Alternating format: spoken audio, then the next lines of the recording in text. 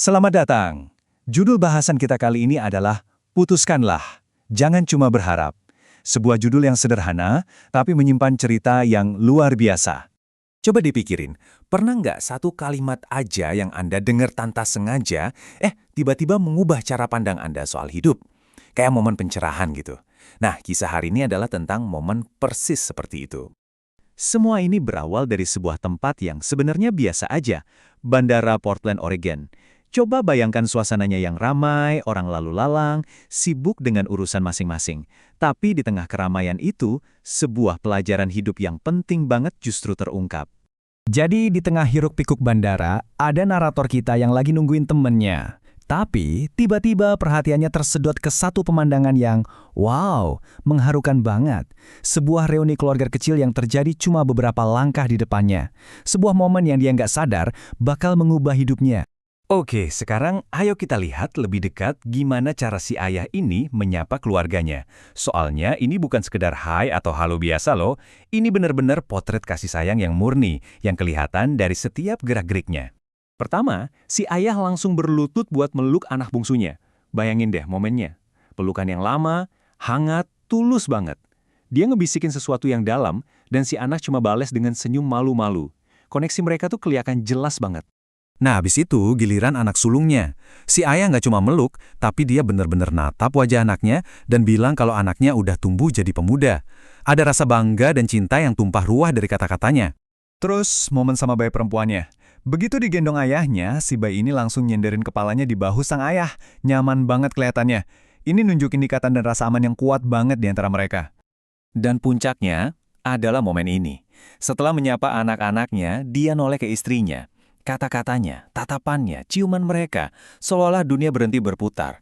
Keduanya kelihatan kayak pasangan yang baru aja menikah, mesra banget. Ini yang bikin narator kita mikir, wah ini bapaknya pasti udah pergi lama banget nih. Karena saking terpesonanya, narator kita jadi penasaran banget. Dia nggak bisa nahan diri buat bertanya. Dan jawaban yang dia dapat, jujur, benar-benar di luar dugaan. Dan langsung menghancurkan semua asumsi yang udah dia bangun di kepalanya.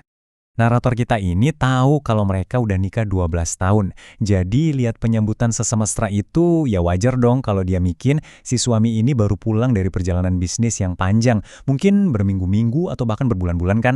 Jadi didorong rasa penasaran yang udah nggak ketahan, dia nekat nyamperin dan nanya langsung ke pria itu. Pertanyaannya simpel tapi jawabannya, nah ini yang bakal mengubah segalanya.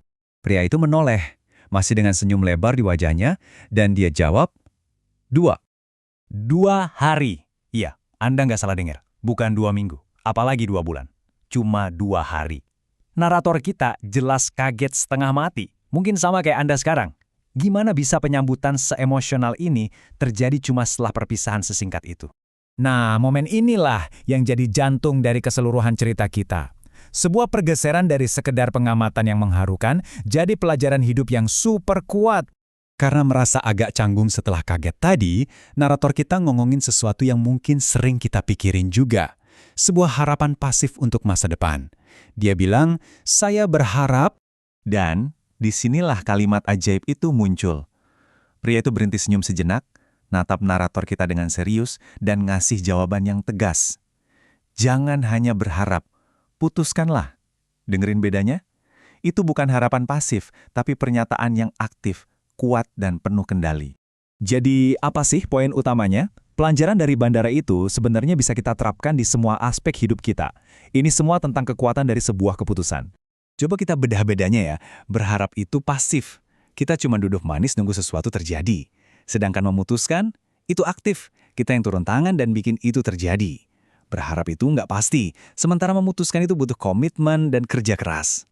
Jadi inilah perubahan cara pandang yang harus kita miliki. Pernikahan yang mesra, karir yang sukses, kebahagiaan, semua itu bukan datang karena hoki atau kebetulan. Itu semua adalah hasil dari keputusan sadar yang kita ambil setiap hari. Dan tentunya didukung oleh tindakan nyata. Nah, ini membawa kita ke pertanyaan terakhir buat Anda. Setelah dengerin cerita ini, pertanyaannya bukan lagi apa yang Anda harapkan terjadi dalam hidup Anda.